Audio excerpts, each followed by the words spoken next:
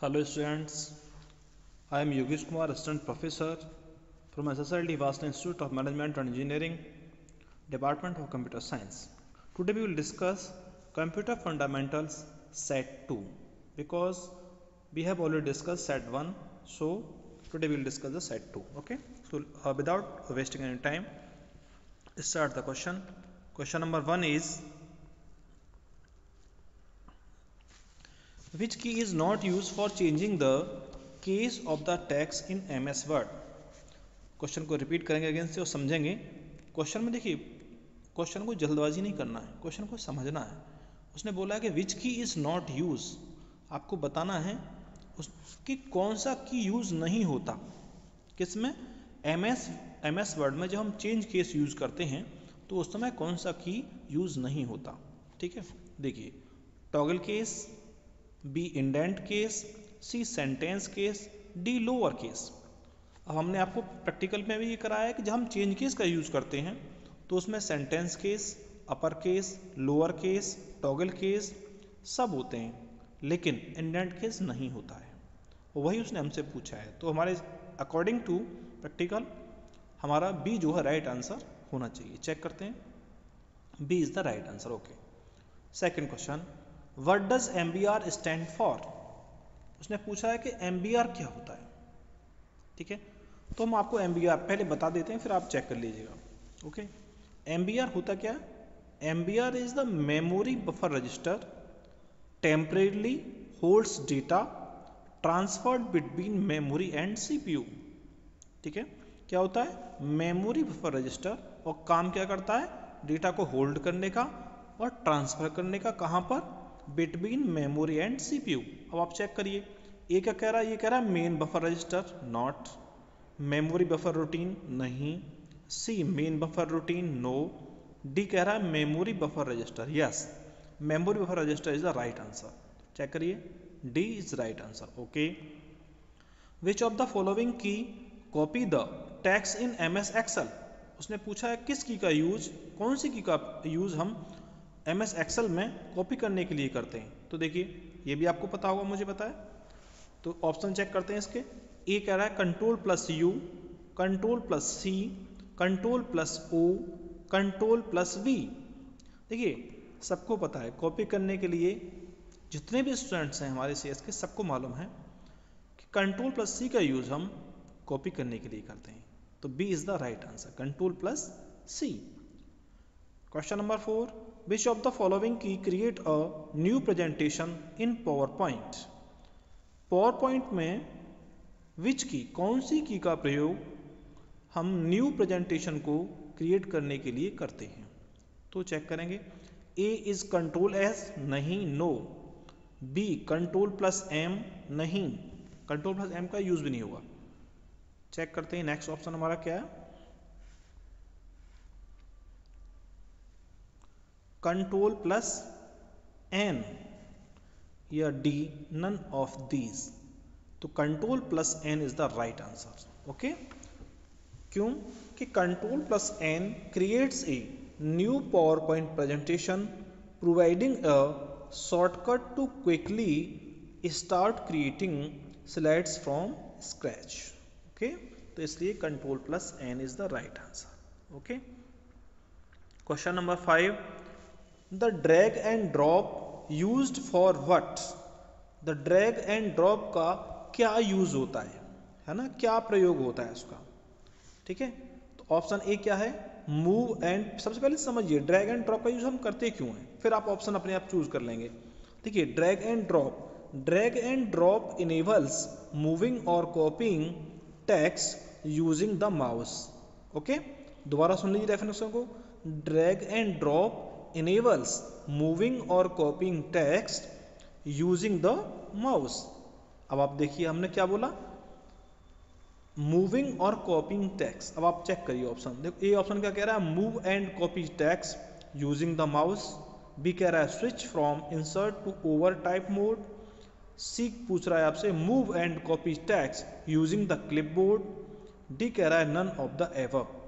तो हमने क्या अभी आपको डेफिनेशन बताइए कि move and copying text using the mouse. तो A is the right answer, उसमें है move and copy text using the mouse. Check करेंगे, A is the right answer. Okay, question number 6, the term colour and pattern used to fill a close shape is known as. Term colour and pattern का use जो किया जाता है वो use to fill a close shape, वो close shape को fill करने के लिए करते हैं, उसे हम जानते हैं किस चीज़ से, किस नाम से। तो A fill style, B word art, C shape, D fill bag. No, हम जानते हैं ए फिल स्टाइल से। क्यों? क्योंकि फिल स्टाइल अप्लाइज कलर और patterns inside close shapes. Okay, तो A is the right answer. Okay, question number 7, shortcut key use to close the Word file in MS Word. Shortcut keys आप बताएं जिसका MS Word file को close करने के लिए use किया जाता है। Option A control plus F4, option B shift plus F4, option C alt plus F4, option D none of these. हमारा राइट आंसर हम आपको बता दें, alt plus F4 closes the active MS Word document. Okay, क्या? Alt plus F4 closes the active MS Word document और applications. तो हमारा right answer क्या होगा इसमें से? सी, ऑल्ट प्लस F4। चेक कर लीजिएगा, तो इसका राइट आंसर क्या होगा? Alt plus F4। Yes, right answer is alt plus F4। Question number 8, select the items that are placed at the end of a document. Select the item that are placed at the end of a document.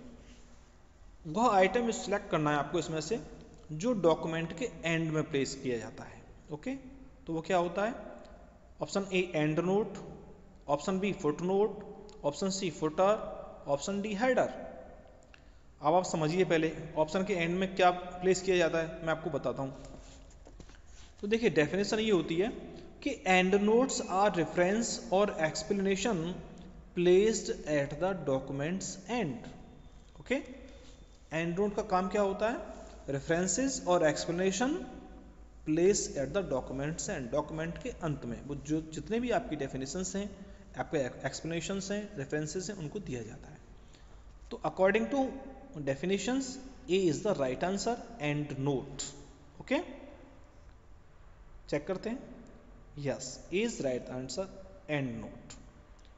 Question number 9, MS Excel 2019 has row limit of. उसने पूछा है कि MS Excel 2019 में रो limit जो होती है वो कितनी है।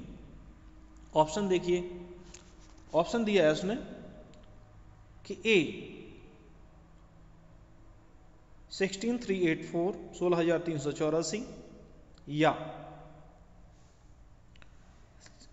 इसमें दिया ये 4810576, ऑप्शन सी 1048576, या नन ऑफ दीज। अब देखिए, हमने आपको मैंने चेक करना भी आपको बताया है। जब आप सीट को प्ले करेंगे, जब आप सीट पर वर्क कर रहे होंगे तो कोने में जो बटन होता है वहाँ क्लिक करेंगे माउस से, तो वहाँ पे आपको रोज एंड कॉलम, ठीक है, जो आपको दिखाई देंगे, वहाँ आपको नंबर्स आ जाएंगे, कितनी रो होती हैं, कितने कॉलम्स होते हैं। ओके, तो हमारा इसमें से सी ऑप्शन जो है वो राइट आंसर होगा। ठीक है, 10,48,576। ठीक है, और जो इसमें ए दिया 16,384, ये कॉलम्स होते हैं। ओके, रोज ये होती हैं। देखते हैं, चेक कर लीजिएगा। Yes, C is the right answer. Question number 10, how is the data stored on the disk. कि डिस्क में डेटा जो स्टोर किया जाता है वो कैसे किया जाता है। ओके, ऑप्शन दे रहा है मैग्नेटिज्म, इंक, लेजर बबल्स या सर्किट्स। अब देखिए, डेटा जब स्टोर होगा तो मैग्नेटिज्म डेटा कैसे स्टोर हो जाता है मैं आपको बताता हूँ। Data on Diskit is stored magnetically. आपने डेफिनेशन कभी पढ़ी होगी। Data on Diskit is stored magnetically using polarized regions to represent binary informations for retrieval. That means magnetism में, इंक के द्वारा नहीं होगा। आप इंक के द्वारा डेटा स्टोर नहीं कर सकते, किसमें? डिस्क में। ना ही लेजर के द्वारा होगा, ना ही सर्किट्स के द्वारा। ओके, तो मैग्नेटिज्म की फॉर्म में डेटा को स्टोर किया जाएगा। ओके, तो A is the right answer. Check करते हैं, yes, right answer. Question number 11, dash is an example of page orientation. उसने पूछा है कि पेज ओरिएंटेशन का एग्जाम्पल है। Option A superscript, option B subscript, option C landscape, option D A4। देखिए समझिए पहले, सुपरस्क्रिप्ट, सबस्क्रिप्ट, ये क्या है? ये जब हम, आपने देखा होगा किसी वर्ड को जब हमें एक, जैसे x³ लिखना है तो वो कैसे लिखेंगे? वो सुपरस्क्रिप्ट का यूज करना पड़ेगा, ठीक है। और आपको लिखना है कि x और अपॉन में लिखना है 3, ठीक है, डैश, तो नीचे आना है, मान लो x के नीचे जब 3 लिखा जाएगा इन्वर्स में ला करके नीचे, तो हम क्या करेंगे? सबस्क्रिप्ट, डाउन साइड में, जब ऊपर साइड को हमें छोटा वर्ड लिखना है तो उसको सबस्क्रिप्ट। ओके, A4 क्या, ये पेपर का साइज होता है। लेकिन ये लैंडस्केप, जब आप कभी पेपर प्रिंट करेंगे, आपसे पूछा या आप टाइप करेंगे, भाई ना प्रिंट करें, तब भी आप अपना फॉर्मेट चेंज कर सकते हैं कि आप किस फॉर्मेट में करना चाहते हैं। दैट मीन्स लैंडस्केप टाइप करना चाहते हैं या पोर्ट्रेट टाइप करना चाहते हैं। ओके, तो ये ओरिएंटेशन में क्या आएगा? लैंडस्केप। तो C is the right answer. Okay, C is right answer. Next question, question number 12, which language does the computer understand. उसने पूछा है कि विच लैंग्वेज, कौन सी लैंग्वेज को कंप्यूटर समझता है, कौन सी भाषा को कंप्यूटर समझता है। ओके, ये हम सबको पता है, और मैं आपको अगेन एक रिपीट कर देता हूँ line. Computers understand binary language. Okay, again listen, ध्यान से सुनेंगे। Computers understand binary language using zeros and ones. Okay, computer कौन सी भाषा समझता है? Only binary language, zeros and ones. अब आप ऑप्शन देखिए अपने, ऑप्शन ए कह रहा है computer understand only binary language, option B कह रहा है computer understand only assembly language, option C कह रहा है computer understand only C language, option D कह रहा है computer understand only BASIC. That means हमने डेफिनेशन क्या बोली थी? Computer understand only binary language. Okay, तो A is the right answer. Check करेंगे हम, तो A is the right answer. Okay, question number 13, which unit is responsible for converting the data received from the users into a computer understandable format। which unit is responsible, कि किस unit की, कौन सी unit जिम्मेदार होती है for converting the data received, जो data हमको प्राप्त हो रहा है, रिसीव हो रहा है फ्रॉम द यूजर से, into a computer understandable format, computer की जो भाषा जिसमें वो समझता है उसमें चेंज करे, उसे फॉर्मेट करे। ओके, ऑप्शन देखिए, ऑप्शन ए कह रहा है memory unit, option B ALU unit, option C input unit, option D output unit. देखिए, मेमोरी यूनिट का काम जब डेटा उसमें पहुंच जाएगा उसके बाद स्टार्ट होता है। ओके, जब इनपुट हो जाएगा। ऐसा ही ALU का काम भी जब डेटा इनपुट होने के बाद ही स्टार्ट होगा। ओके, डी का आउटपुट होगा, वो तो सारा प्रोसेसिंग होने के बाद ही आउटपुट होता है। बचता है हमारे पास इनपुट यूनिट। इनपुट यूनिट क्या काम करता है? तो मैं आपको थोड़ा सा आइडिया दे दूं। The input unit converts user provided data into a computer readable format. Okay, ध्यान से सुनिएगा। The input unit converts user provided data into a computer readable format. ठीक है, कंप्यूटर रीडेबल फॉर्मेट, जिस भाषा में कंप्यूटर समझता है उस फॉर्म में वो उसको चेंज करता है। कौन करता है? Input unit. तो C is the right answer. जब हम चेक करेंगे तो yes, C is the right answer. Question number 14, batch processing was mainly used in this generation. बहुत अच्छा क्वेश्चन है और ये क्वेश्चन बार बार रिपीट भी होता है। इसमें पूछा गया है कि बैच प्रोसेसिंग मुख्यतः कौन सी जनरेशन्स में यूज की गई थी। ओके, देखिए जनरेशन्स दी है इसने, जनरेशन आपको पता है, first, second, third, fourth, fifth. Okay, इसमें ऑप्शन दिया है first, second, third and option D fourth, ठीक है।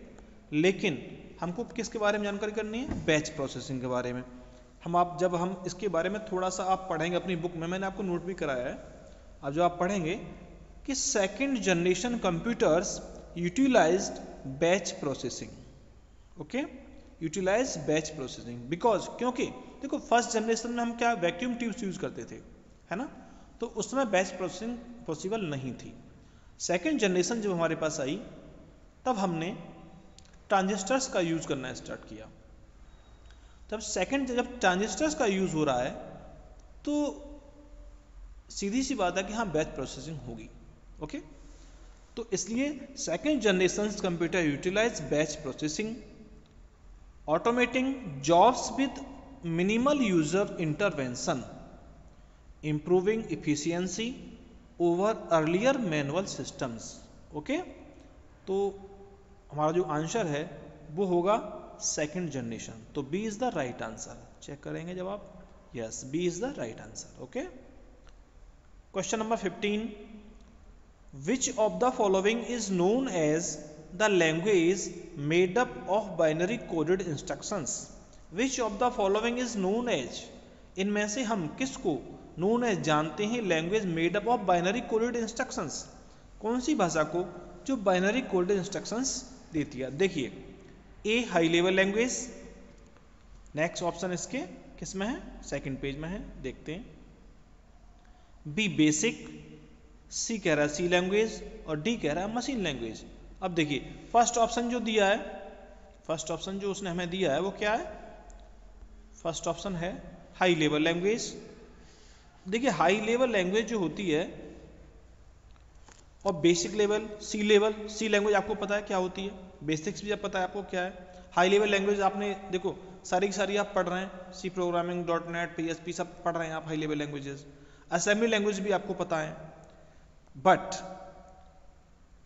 क्या होती है? Machine language binary coded instructions. Machine किस भाषा में समझे, हम चाहे कोई सी भी लैंग्वेज चला लें, लेकिन जो मशीन जो लैंग्वेज जो वो जिस भाषा में सिस्टम समझ रहा है, मशीन समझ रही है, वो कौन सी भाषा होगी? वो मशीन लैंग्वेज होगी, ओके। तो D is the right answer, machine language, okay. Next question number 16, control plus be in MS word used for what purpose? Very easy question, very easy question. आपको देखते ही विदाउट ऑप्शन आप इसका answer दे देंगे। उसने पूछा है आपसे कि कंट्रोल बी जो शॉर्टकट की होता है उसका MS वर्ड में क्या यूज होता है ना, किस पर्पस, किस उद्देश्य के लिए यूज किया जाता है? तो आप सबको पता है control C, control B, control A किस लिए यूज होते हैं? कंट्रोल बी किस लिए यूज होता है? तो कंट्रोल बी जो यूज होता है, तो control B applies bold formatting to selected text in MS Word. किस लिए यूज करते हैं हम? बोल्ड फॉर्मेटिंग, बोल्ड करने के लिए।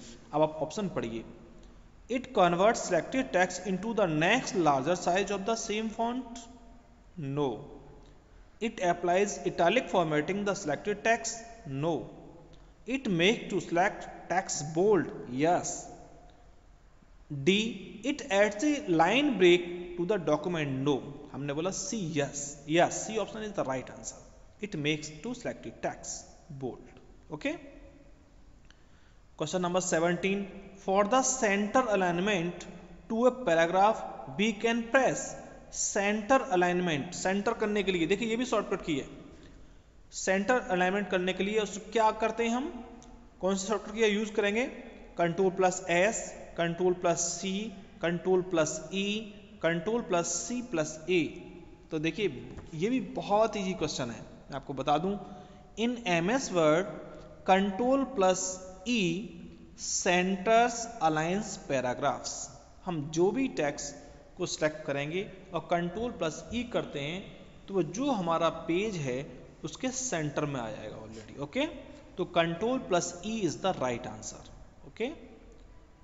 Question number 18, which is the default page orientation of word? Default page, मान लीजिए हम सेट नहीं कर रहे हैं, बाय डिफॉल्ट हम जिस पेज पे काम करेंगे कौन सा पेज खुलेगा MS वर्ड में? Portrait, long sides, landscape, double long side.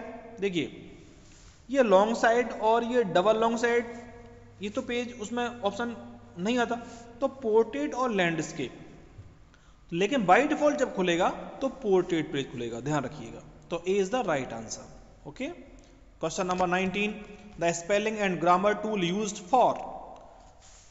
Spelling and grammar tool जो होता है वो हम किस लिए यूज करते हैं, इसका ऑप्शन दिया होगा, हम देखते हैं क्या ऑप्शन दिए हैं।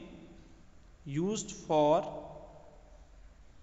स्पेलिंग एंड ग्रामर, देखिए, A correct spelling errors as you type, B indicates grammatical errors, C identify word with capitalisation problems, D all of above. देखिए मैं आपको बता दूं, spelling and grammar tool, this tool identify spelling errors, grammar issues and capitalisation problems, improving document accuracy and readability. ध्यान दीजिए कितने सारे work हैं इसके, इस टूल के। तो हम इसका काम है आइडेंटिफाई स्पेलिंग एरर्स को भी चेक करेगा, ग्रामर इशूज को भी चेक करेगा, एंड कैपिटलाइजेशन प्रॉब्लम्स उनको भी चेक करेगा, and improving documents accuracy and readability. That means all of, इसमें जितने ऑप्शन दिए हैं तो सब उसको वेरीफाई करते हैं, तो that D is the right answer, all of above. Question number 20, which section does a slide layout not have. Which section, कौन सा सेक्शन स्लाइड लेआउट नहीं रखता है। ओके, तो which section does not slide layout not have, तो A list, B title, C animation, D charts. देखिए मैं आपको फिर बोल दूं, slide layouts is in PowerPoint include titles, list and charts but not animations. Okay, but not animations which are added separately. Animation में कोई slide नहीं होती, उसको सेपरेटली ऐड किया जाता है, तो C is the right answer. Okay, video बहुत ज़्यादा लंबा ना हो इसलिए हम इस वीडियो में 20 क्वेश्चन डिस्कस करेंगे, और नेक्स्ट इसी सेट के 5 क्वेश्चंस आप देखने के लिए डिस्क्रिप्शन में आपको इसका लिंक मिल जाएगा, उसमें सारे 25 क्वेश्चंस आपको इस सेट के मिल जाएंगे। तो दैट्स ओके, और शायद आपको अच्छा फील होगा जब आप इस वीडियो को देखेंगे, सारे क्वेश्चंस के आंसर आपको मिल जाएंगे। Okay, thanks student to you.